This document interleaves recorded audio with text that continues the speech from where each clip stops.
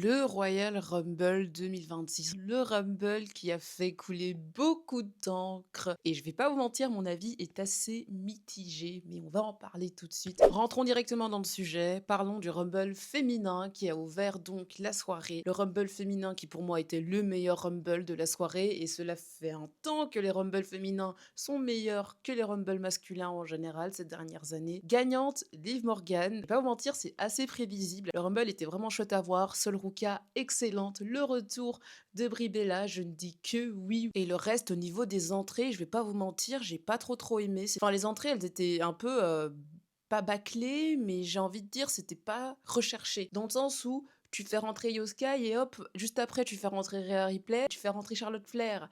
Et après, tu fais rentrer Alexa Bliss. Bon, j'avoue, ça c'était bien. On s'en doutait tous, on était en mode, c'est sûr qu'ils vont nous la faire. Ça c'était cool. Mais bon, les entrées, enfin, c'était surtout par rapport aux rivalités. Genre, quand Becky est arrivée, comme par hasard, un tout petit peu après, Natia est arrivée. Comme par hasard, juste après, Maxine est arrivée. Enfin, je trouve que les entrées, elles étaient pas très recherchées. Même dans le Rumble masculin, c'était pareil. En tout cas, le Rumble, je me suis bien amusée en le regardant. Il a deliver à fond. Des surprises, on en a eu. Beaucoup d'NXT et surtout le retour de Brie Bella. Je sais qu'il y a des gens qui sont pas très fan des Bella, moi personnellement je les adore. Mais aussi des absentes, des absences qui sont notoires quand même, hein, du genre Ejeli qui a fait son retour l'année dernière pour WrestlePalooza, on ne l'a pas vu du tout lors de ce Royal Rumble, et notamment aussi Bianca Belair qui s'était donc blessée lors de WrestleMania 41 au doigt. De base, elle devait refaire une chirurgie pour à nouveau bouger son doigt. Je sais pas si cette chirurgie a amélioré la chose ou si juste ça n'a pas aidé. Mon pronostic à moi, c'était Belair. Je m'étais dit, ah, si Belair elle revient, elle gagne. Et non, mais si elle ne revient pas, ce sera certainement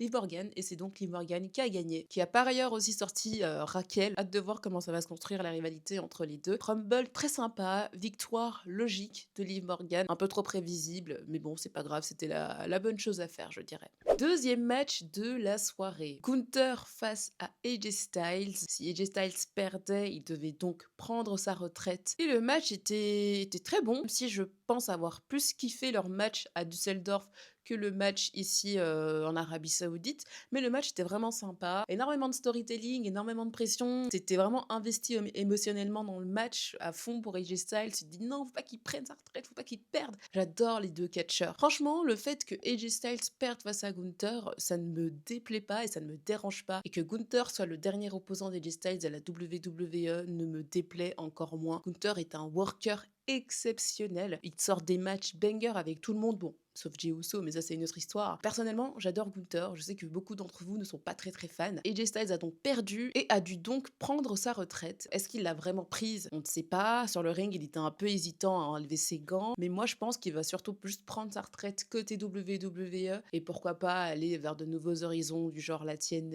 la EW, qui sait, ou la NJP. Merci AJ Styles, merci pour les travaux, merci pour ces 10 ans à la WWE. Le troisième match de la soirée, c'était donc Drew face à Sami Zayn. Sami Zayn qui n'a donc jamais battu Drew McIntyre de toute sa carrière. Et Drew, champion, qui défendait son titre face à Sami. Et Sami aussi en même temps essayait d'avoir son tout premier titre mondial de la WWE. Et ben non, c'était un échec.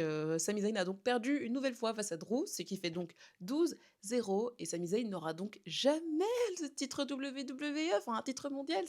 C'est chiant. Moi dans ma tête, j'étais en mode ok, ils vont peut-être faire gagner Sami en Arabie Saoudite. Il n'a jamais perdu en Arabie Saoudite. Et ben non, ils ont préféré la jouer safe.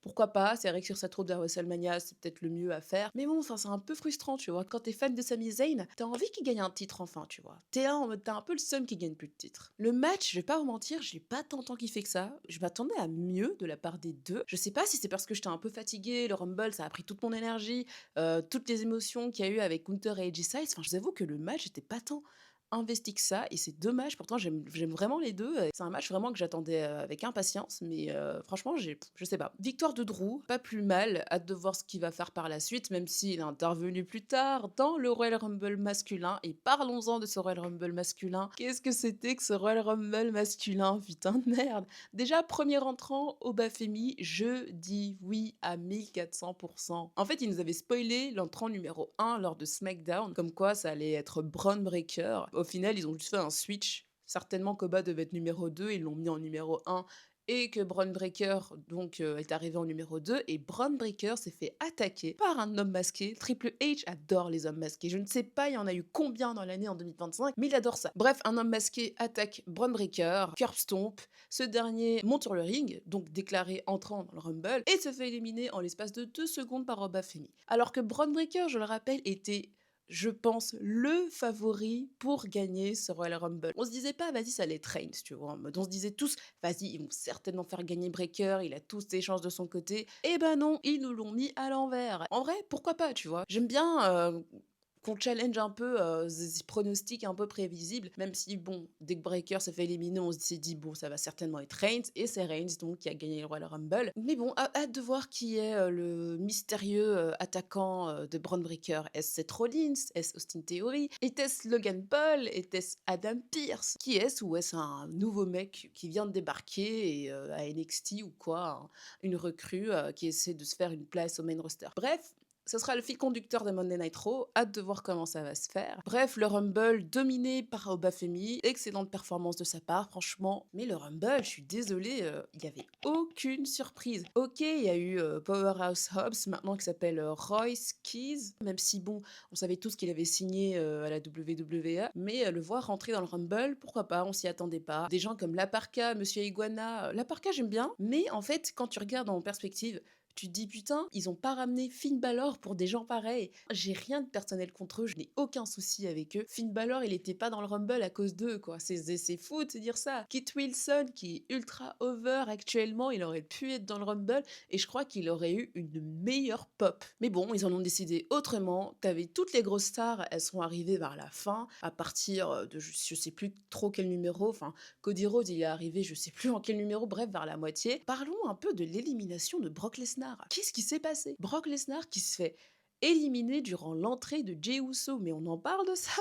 C'est tellement random, genre le mec, je crois que c'est un bot qui s'est passé. Parlons de Jey Uso aussi. Jey Uso, pourquoi tu fais une putain d'entrée depuis le stade alors qu'on est dans un putain de Royal Rumble? De base, tu cours sur la rampe, t'arrives, allez, tu fais yeet 2 secondes. Mais j'aurais trop voulu, vraiment, j'aurais trop voulu voir ce spot où Jey Uso se fait éliminer depuis la 3e corde pendant qu'il est en train de faire son entrée. Oh, ça aurait été excellent, ça aurait été exceptionnel. Mais par exemple, j'ai oublié d'en parler, dans les derniers entrants, il y avait plus aucune surprise. On connaissait déjà tous les noms et ça, c'est un gros souci lors du Royal Rumble, je trouve. C'est que le fait d'annoncer tous les noms, ça enlève cette surprise, ça enlève cette magie. Genre quand on arrivait en fait au numéro 30, j'étais vraiment là en mode: «On sait que c'est Gunther, il est pas encore arrivé, on sait que c'est Gunther». Donc il y a aucune surprise, tu vas pas te dire: ah putain, imagine, je sais pas moi, il y a The Rock, imagine, il y a Chris Jericho. Tous les gens qui ont dit Chris Jericho, vous êtes tous, s'il vous plaît, la team. Chris Jericho, MDR, dans le Rumble des meufs. Paige, elle a un peu troll les fans sur internet parce qu'elle reprenait les entraînements et tout, et finalement, elle était pas là. Enfin, bref. Puis on a eu enfin un face-off, les 2 derniers restants, c'était Gunther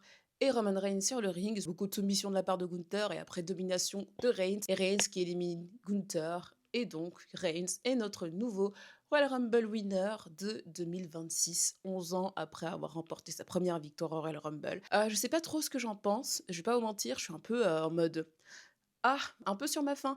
D'un côté, j'aurais espéré voir Gunther gagner. Ça aurait fait l'antagoniste ultime. Le mec, il met à la retraite AJ Styles. Et par après, il va gagner le Rumble. Les gars, je crois que ça aurait été la personne la plus détestée du catch. Pas grave, ils ont décidé de la jouer safe et c'est Reigns qui a gagné. C'est pas plus mal. Reigns vend pour WrestleMania. Il va vendre, c'est sûr, à 100%. C'est un gros nom à avoir. Surtout en ce moment où la qualité du produit laisse à désirer un peu. Nos gagnants du Rumble, Liv Morgan et Roman Reigns. Hâte de voir ce qui va se passer durant les prochaines semaines. Hâte de voir qui est-ce qu'ils vont choisir comme opposant à WrestleMania. Sur Royal Rumble, il était un peu bof, hein, je vais pas vous mentir, c'était bof, bof, bof. Je me suis amusée en le regardant, mais voilà, c'était prévisible, c'est ça qui est dommage, mais ce n'est pas grave. J'ai quand même passé un bon moment en le regardant. Dites-moi vous ce que vous en avez pensé, n'hésitez pas à commenter, à liker, à partager la vidéo et à me donner votre avis, je lis tous les commentaires et aussi à me suivre sur mes nombreux réseaux. On se dit à toutes et n'oubliez pas, soyez toujours fiers d'être fans de Cash la team.